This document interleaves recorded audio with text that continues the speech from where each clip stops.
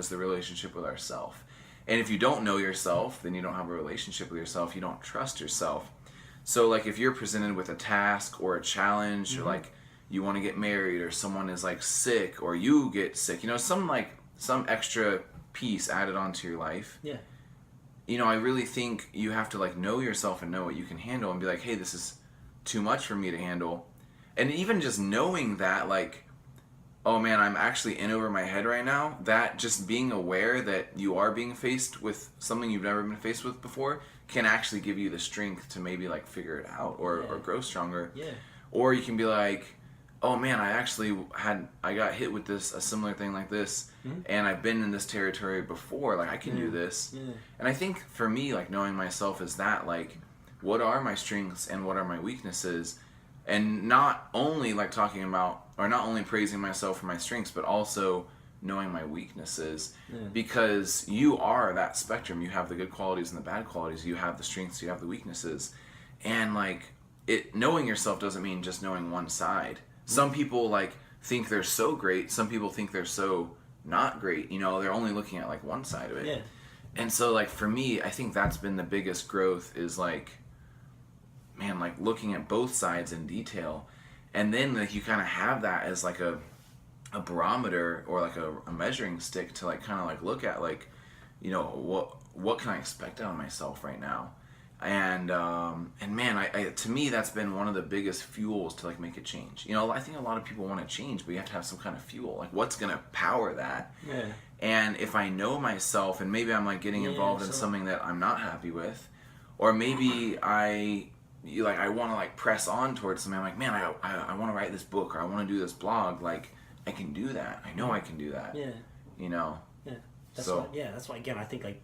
Literally, that's probably one of the best tools you can have as a human being is just like your own development you've had so far and where you're currently at with your own self-awareness. Where you're currently at, It's like a great blueprint. So like, you were given the example of when you have enough self-awareness, it kind of gives you an idea of like, oh, I can take on this task kind of thing. So remember, we met up last night for 3rd of July, but it was a 4th of July fireworks at Crane's Roost. But when we went for dinner, we were talking about like a gal I saw at like Safeways. It was like on the cart or whatever, and I described her as like she'd be a character from WALL-E that is just one of these very obese people just living a very sedentary entertainment lifestyle with no struggle whatsoever. And her cart was just loaded with like sugary products and such. But like in her case, like she's like, because she was older, she was probably in like her 50s or whatever. Like obviously she has like a degree of self-awareness, but even like with self-awareness, I don't know how far her self-awareness is, but like what would be preventing her from wanting to take the steps necessary? Yeah. Because the likelihood is like she's not going to change at all. She's going to be waiting until she passes, kind of thing. And it's just yeah. I want to touch on that. I've actually asked a lot of people. We're both in the fitness profession, and man, anytime I hear someone who's lost like 50 pounds, 100 pounds, I always pick their brain, like, how'd you do it? Why did you want to do it? How did you realize? Like, what was the turning point? What was the moment? And from the people I've talked to, like, they know that they need to change, but they get serious about it at some point. And I think, like, with that, man, it's I think everyone has a level, like, people know what color their skin is. People know how they think. People generally know their strengths and weaknesses, I would say. But actually, like, it's like chewing on the apple seeds. That's, like, kind of what I call it. Like actually, like, spending time with that, not just having it hit your head and then letting it bounce back off, but actually letting that thought, like, kind of sit for a little bit, and actually, like bringing it in and really, like kind of thinking on it, like, a little deeper, and I think you kind of have to be okay with looking at yourself in true colors, you know? And that goes back to, like, a practice like meditation, right? It's, like, kind of the same principles, so keep going. Where you're going back to Mr. Rick, analyzing yourself, and from there, making a decision. Hey, how's it going? This is my buddy Alex. Alex. What's your name? Sorry. I'm Rick. Rick, nice to meet you. Surprise guest! Oh, surprise guest. We were just doing a video podcast. Really? I didn't know. Yeah, oh, no, you're fine. No worries. Where's everybody? They went to the grocery. Publix. Oh, yeah. Publix. When they get back, we're going to eat and stuff. Sure, yeah. Do you want to hang out with us? You can if you want. That's cool. Either way. I think we're going to the grocery store? Yeah, I think they just wanted to go pick something up. Topic was... Continue. Continue. Alright, so you left off on We were talking about knowing your. Well, I know what I said. Oh, I went back to like the practice of meditation when you were referring to like the apple and such. Like it's like similar practice of how you go about meditating. You kind of start once you get your breathing down.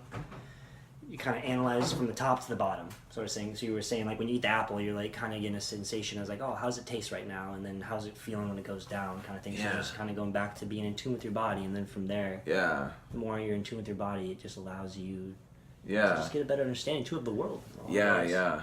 No, absolutely. And I think because there's got to be something if you look at the people that have lost a lot of weight, or someone that maybe wasn't disciplined and became disciplined, someone who got to some kind of threshold, whether it was in weight loss or just in success or any part of their life, man, there's got to be something where self-awareness is involved, but then something stems from it.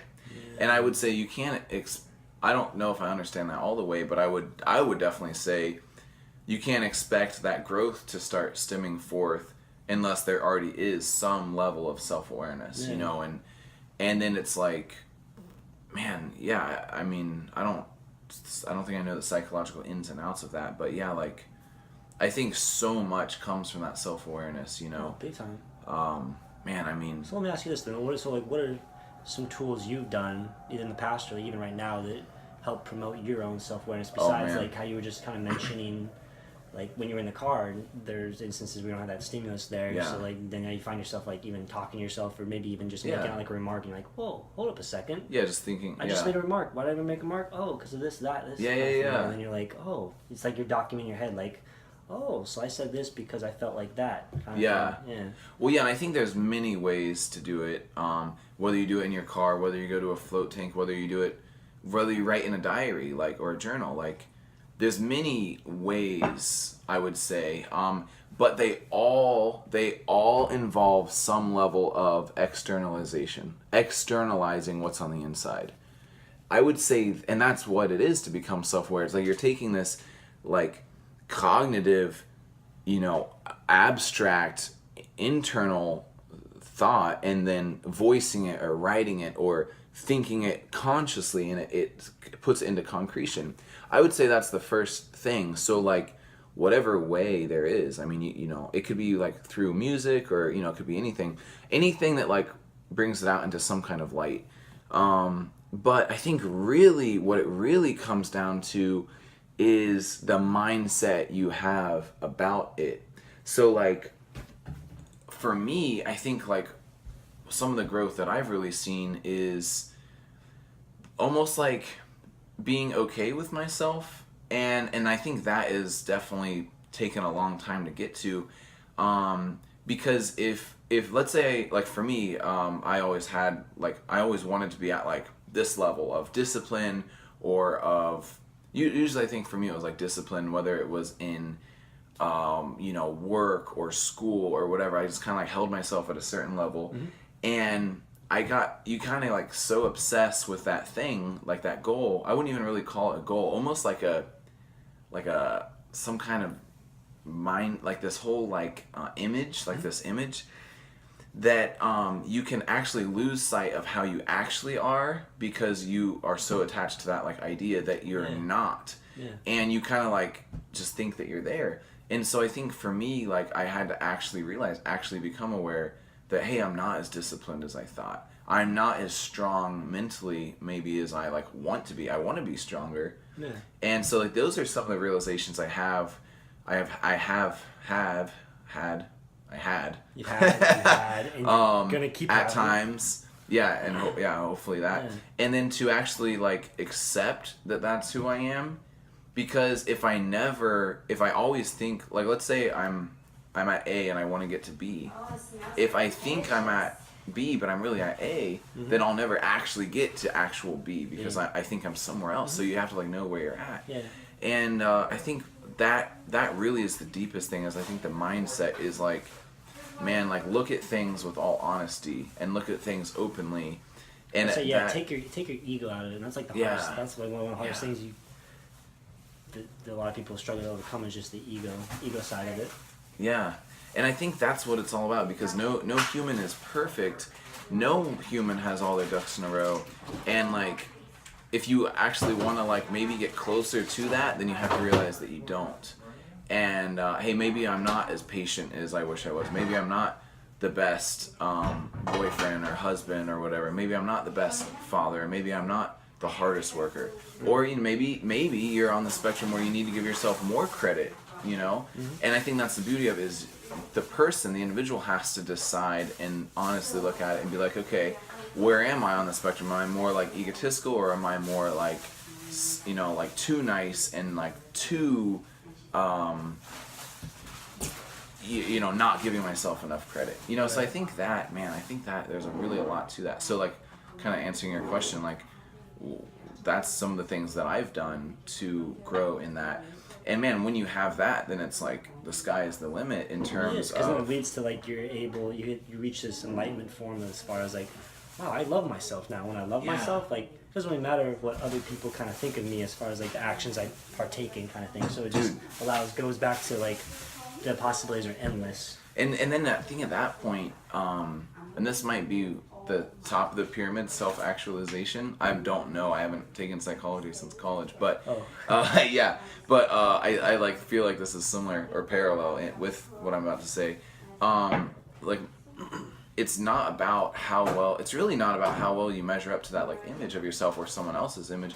It's how well do you know yourself, because you are who you are. Now, I'm not saying there's not things that you can change and polish and make better about your character or your personality, but at the end of the day, it's not about like reaching that, you know, like ideal image, because that's probably just a lie that you learned from somewhere. I know for me it was. It'd be like pre-programming throughout your the way you human have development, thought, whether exactly. your environment or just the people you hang around. Like, it just gives you an idea. It's something you got to conform to, and most of the time, actually pretty much all the time, really, it's just it's not going to fit you at all. Like, it's unattainable. It's not something you would be happy with when you have it, kind of thing. Yeah, even if you did have it, it wouldn't be the end all be all. And I think that is really the point of difference with like how the Western world sees success versus how the Eastern world sees success. In the Eastern world, they're not like trying to get to the top of the mountain. Like in the Western world, we're like, oh, if I get to the top of this mountain, like, man, if I have the white picket fence, the house, the wife, the kids, the, you know, Cadillac Escalade, everything's gonna be like, I'll be happy. Or if I'm just making this much, I'll be happy. Or if I could just lift this much weight, I'll be happy. But really, I think there's a lot of wisdom in the Eastern mindset where it's like, no, the actual path that you're trying to take, the experiences that you have, it forms you and makes you Plus, into plus it gives you a sense of fulfillment too. And that the fulfillment is in this self-discovery along the way. AKA the struggle. We need the struggle. The struggle. AKA the world's too soft. AKA let's bring struggle back. Dude, struggle. AKA talk about knowing yourself. AKA that's another episode right there. The struggle bus is back in session. Dude, that was good. Oh, it's sign off time. So I wasn't able to finish my tea in about the past 30 minutes because we're going 30 minutes strong right now. Kim's looking at me right now with yeah, we're on video podcast. Video what episode podcast. is this? 252? 257. 257. That's right. 257. I'm just honored to be a guest on this. There'll be more collabs for sure. Yeah. I like how you set a tone with a topic. I'm all for that. I like spontaneity. Yeah. And this was spontaneity. Yeah. Well, I did have the idea last night, and I told him. I didn't tell him this. I told him that I had an idea, but I wouldn't tell him what it was. But I'm. All right. Let me ask you this then, just to finish up. I'll ask you one more question about Why the old English? Yeah. Oh no, that wasn't even the question. I didn't even think about that. I don't even have enough self-awareness to even think about asking you that question about like why the old English.